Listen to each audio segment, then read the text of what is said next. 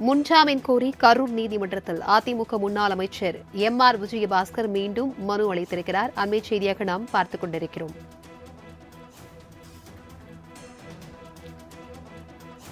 இதுகுறித்தான கூடுதல் விவரங்களுடன் இணைக்கிறார் எமது செய்தியாளர் அஜித். வணக்கம் அஜித், இது குறித்தான முழு விவரங்களையும் பகிர்ந்துக்கோங்க. வணக்கம் பிரபாவதி.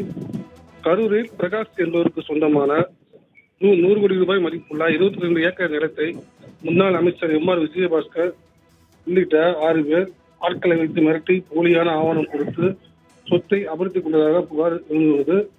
இந்நிலையில் பிரகாஷ் கரூர் நகர காவல் நிலையத்தில் அளித்திருந்த புகாரின் அடிப்படையில் மனுதாரர் வாங்கல் காவல் நிலையப்பட்ட நபர் என்பதால் பிரகாஷ் அளித்த புகாரின் அடிப்படையில் கொலை மிரட்டல், மோசடி செய்தல் உள்ளிட்ட 6 சட்டப்பிரிவுகளில் எம்.ஆர். விஜயபாஸ்கர் உள்ளிட்டவர் மீது வழக்கு பதிவு செய்யப்பட்டது.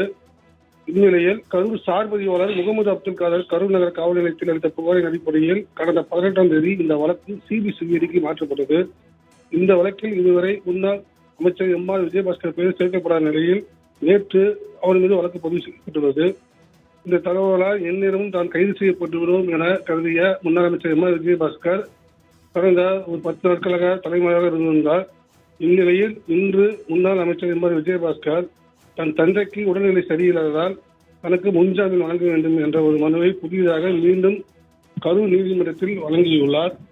இந்த வழக்கை சிபிசிஐடி போலீசார் விசாரித்து வருவதால் சிபிசிஐடி போலீசார் தன்னை எந்நேரமும் கைது செய்ய கூடும் என்ற அச்சத்தில் இந்த மனுவை தற்போது அளித்துள்ளதாக நீதிமன்ற வட்டாரங்கள் தெரிவித்துள்ளனர். இந்த வழக்கு நாளை விசாரணைக்கு வர உள்ளது. தகவல்களை பகிர்ந்தமைக்கு நன்றி அஜித்.